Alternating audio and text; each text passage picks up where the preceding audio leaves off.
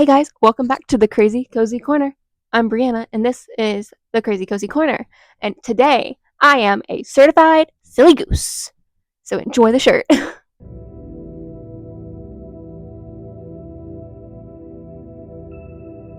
Let's talk about this month's reading wrap up. Yeah, July was a good month compared to the previous months. I got to read, I think, about 11 books, and that makes me happy. So we started off. It's actually hot. Give me a second. Sorry, could only be a certified silly goose for so long before you start sweating. It is hot right now. Also, I don't have my AC turned up, down. My AC is not turned down, it's turned up. So it is very warm. We're also upstairs, which means, hot air rises. And so it's hot. It's not bad, but definitely not long sleeve weather. But yeah, in the house. We have weather in the house. If you don't have weather in your house, what are you doing? I'm sorry. Okay, back on track. So we started off. We read the fourth volume of Naruto. Do I remember anything that happened? Yes, I do. I looked at the cover, and I think this is the one where the ninjas from, or the shinobi, they're gonna be ninjas. I'm sorry, but the shinobi that Naruto and Kakashi and Sasuke and Sakura that they had defeated, they come back and target the old man. And the old man, he's building a bridge. He's this target because this bridge is going to connect this island to the outside world, and this big bad, um, very rich dude doesn't want the world to be connected or the island to be connected because he can't like rule them under his thumb if there's you know stuff, right? uh, and so he had bought people. He paid people to go after this old man. And so um, we have a fight, and I think it's almost wrapped up. I think it either wraps up in this one and they win, or that's in the volume 5, which is another book that I read this month. I don't really remember where we left off because I was. Oh no, volume 5 takes place. That's when the test. There's this test that they're taking, and so I'm having a good time. I was really very heartbroken about volume 5 though, because um, I had bought it pre-owned and I didn't check to see like the condition on the inside, which my bad, right? But it was cut up, and so there was like panels missing, and I had to kind of guess what was happening. But thankfully it was like 1 or 2 pages, and then there was some writing on it, but you could tell what their writing was compared to what's actually supposed to be on there. So like it's fine. It just it just hurts my feelings a little bit. And then I read Dungeons and Drama, and that was a 4 star. The Naruto's were 4 stars as well. It was a cute little time. This one felt a little bit more, not necessarily realistic, because is any of this realistic? But it just felt more real than the first, or the second book, which was the one I read first, which was Dating and Dragons. Or maybe this was just a trope that I enjoyed more.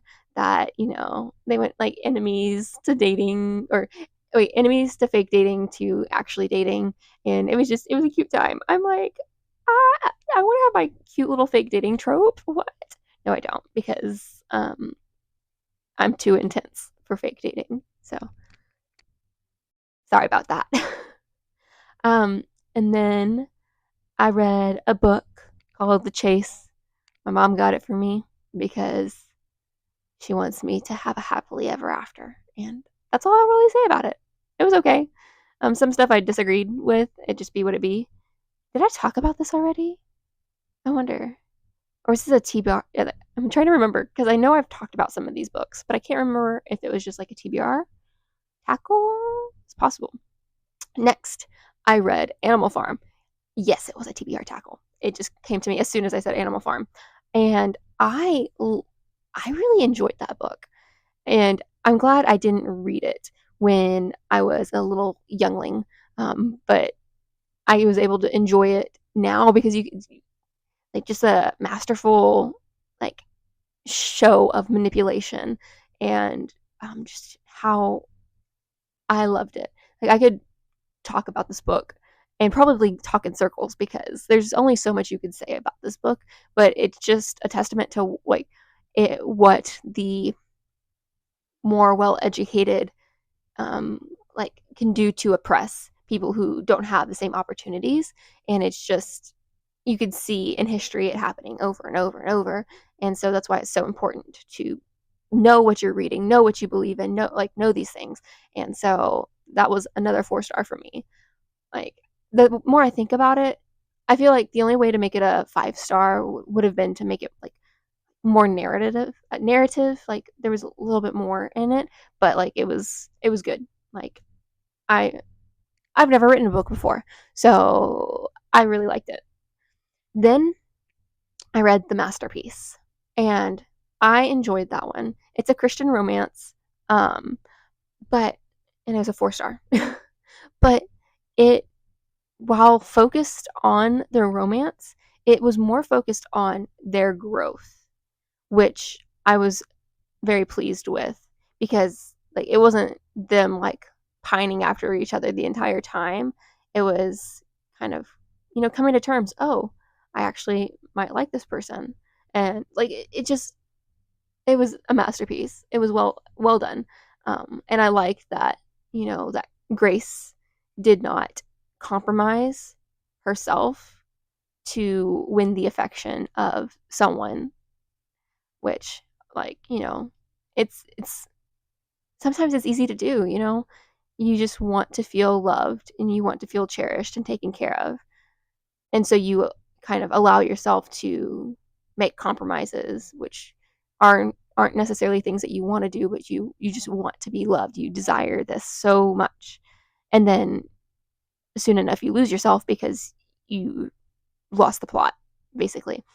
And so I really liked that she kind of, stuck to her guns because she already had experienced, the being taken advantage of. And yeah, but that was The Masterpiece. And then I read The Afterlife. It's actually just Afterlife. And if I'm still kind of confused. It was another 4-star. We had a pretty decent reading month. We only had one 5-star, but 4 stars all around good, except 1, 2. Oh well, it's fine. The Afterlife. You follow this girl, and she's on her way home from school, and she's, going up the hill, and then like it's really tall on her bike, and she goes down, and she's going home. Well, when she gets home, she comes across her mom and her sister, but they look different, a lot older. And when her mom sees her, she screams because, was it 6, 7 years ago, the girl had died in a hit and run accident on her bike. And so you kind of, it's very interesting how she's there and some people can see her, and it just, yeah. I listened to the audiobook and like I had to take breaks because it was just a lot to process. Because at first you think that maybe her boyfriend and her best friend kind of plotted it, but then it's really there. It was ended up, spoilers, being a guy that was high. I think, was he high at that point? I think so. And he didn't want to get in trouble, and then find out years later that he sobered up and got married, he has a kid on the way, and he just couldn't live with the guilt of accidentally killing someone and not staying. It's just one of those things, but it is very, very much worth the read. It just covers grief and how people experience it differently. How her sister, I can't remember the names, and that's okay. But the sister that she left behind, wasn't phased when she came back because really she had always been in her heart and her mind, and so it wasn't like she left. But her mom, had a hard time dealing with it, and her dad, saw her and turned to God, just it's very interesting and definitely worth the read, and that's The Afterlife. Next, I read Welcome to the Fae Cafe, and this is going to be, I guess, a multiple book series, but this is the first book that's out. And I had some Kindle credits, and I was like, let's do this. And it is the High Court of the Coffee Bean series. It's it was not deep, but it was a cute, fluffy, fae romance. It's clean. Um, there definitely could have been more character development, and there's just some things that didn't really make sense. It didn't narratively, like, was not super satisfying, but it was cute. It was a 3 star for me. I don't know if I would read it again, but um, if you like cafes and hot fae men who, I guess, treat people horribly because they think humans are below them, then this is for you. Then I read The Eternity Code, which is the third book in the Artemis Fowl series. And it's so sad because they undid all the character growth of Artemis because of the fact that he had to get his memories erased, which is something that is discussed really quickly into the book, so not too spoilery. But Artemis was trying to pull off one last heist, one last criminal thing, because his father, is making him turn straight, like go straight, and turning all the empire into something that's, reputable and legal. And so he was like, I'm going to get this one last thing.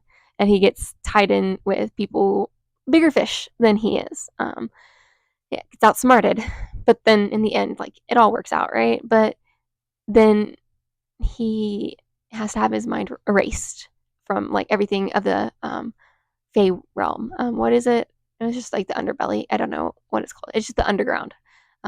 He can't remember anything about the Fey people. And so sad because, like, I mean, they left the little lenses in his eyes, so he's gonna, like, eventually remember. But, like he was going to go straight after, like, all of the stuff that happened in this book, and then now he's just gonna hide his activities from his parents and stuff like that, and it's just so sad. But I mean, there's also so many more books, so if he decided that he was gonna be a good guy, like, it wouldn't be, I guess, as narratively satisfying. But it's really sad to see all that work and all that change and growth undone.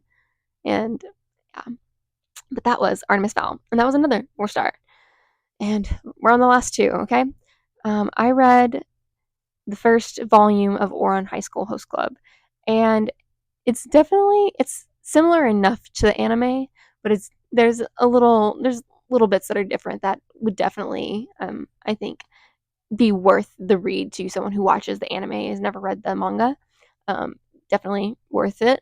It's a little wackier, believe it or not. The show is already wacky enough, but it's a little bit wackier than the show. And the set that I got, it has author's notes kind of sometimes in the margins and stuff, and I thought that was really cool. Um, yeah, but that was Ouran High School Host Club. 3 stars. And then the last book that I read, and oh my goodness, it was a 5 star. It was Persuasion by Jane Austen. And I live, laughed, loved. Live, laughed, loved. It was so good. So good. So good. It's right below Pride and Prejudice for me. And Pride and Prejudice, I think, is just best because that was the first work of hers that I read. But Persuasion, um, like, usually I like a lot of action, I like a lot of, like, stuff going on, but there's just something about how Jane Austen writes that just envelops you in the scene, in the drama that's going on. There's just something about how she writes that it's not super descriptive. It's not like, wow, wow, wow, bam, bam, thank you, ma'am. It's just, I don't it timeless, honestly. I think that's why it's a classic. Like her books. I mean, they're also older, so that makes them a classic. But it's just something about her writing. So Persuasion, you follow this character named Anne, and she is either the youngest or the middle child. I think she's the middle child. Middle children are usually kind of overlooked. But she, in her younger years, was set to be engaged to this young man, but he had no station in life just yet. And so her family and her friends were against, the match. And so she turned him away, and he went and made his fortune and did really well for himself. And she never loved again. But then 7 years later, what is this 7 years thing? I don't know if it was actually 7 years, but some time has passed, and he's made his fortune. And she is 29, a spinster. She hasn't gotten married, and it's kind of looking grim for her and her prospects. And it's kind of the story of miscommunications and misunderstandings. Kind of, it's different from Pride and Prejudice, but there's kind of similar. Everybody's going to each other's houses and talking and having fun. But her cousin comes along, and he's not near as interesting as Mr. Collins, as in Pride and Prejudice. But Mr. Elliot, he provides some narrative tension, and he's kind of like the Mr. Wickham of Pride and Prejudice, but honestly, not as bad as Mr. Wickham. And it's hard to beat Wickham. Gonna be truly honest with you. But yeah, definitely would encourage you to read Persuasion. And if you can't get behind how formal, I guess, the writing is, I'm sure there's rewrites. I mean, we have no Fear Shakespeare, so I'm sure there's translations of Persuasion. But I think there's just something so beautiful and special about how Jane Austen put the words to the pages, and I would 100% say read that. So those are the books that I read, and what I'm reading right now. I have 3 books that are on my little radar. I'm reading Practicing the Way, Be with Jesus, Become Like Him, and Do as He Did by John Mark Comer, and I'm having a good time with it. It's very thought provoking for me, on my journey and choice to follow Jesus. Am I just kind of using him as a trophy, or am I trying to become like him? And so it's cool to have this tension to encourage growth and to encourage thinking. Also, I haven't done very good, but I picked up The Wind in the Wild, which is the Emily McCosh book that I got in the mail, that I did a little unboxing, that I'm super excited about. I don't know if I have another W. Well, I mean, I guess I could read Wicked. I want to make sure that I have a W book that I can read for my A to Z challenge. So, but I'm not super far into it. I think it was only 12%, if that. And I'm finally, I finally picked it back up because the audiobook came in. I picked up the two Twisted Crowns in the second book in the Shepherd King series. I think it's just a duology. I'm not sure. The audiobook had to be returned, and so I'm only about 47% through, and I think I'm going to push through. But I feel like unless something grabs me, I am definitely going to unhaul One Dark Window and Two Twisted Crowns. They're not speaking to me, make me a little uncomfortable. Now I love right now I love Ione more than I ever liked Elspeth. But it's just because she's very, she doesn't have feelings. So, and also the audiobook narrator did a wonderful job at having no inflection in her voice, and I just loved it. But yeah, that is what I've read and what I'm currently reading, and we'll see if next month it's exactly the same. But thank you so much for watching. I had a great time with you. I hope you had a great time with me. I love talking to you. And speaking into a little tiny microphone. That's really fun. But subscribe, share, ring the notification bell, and I'll see you in the next. Bye.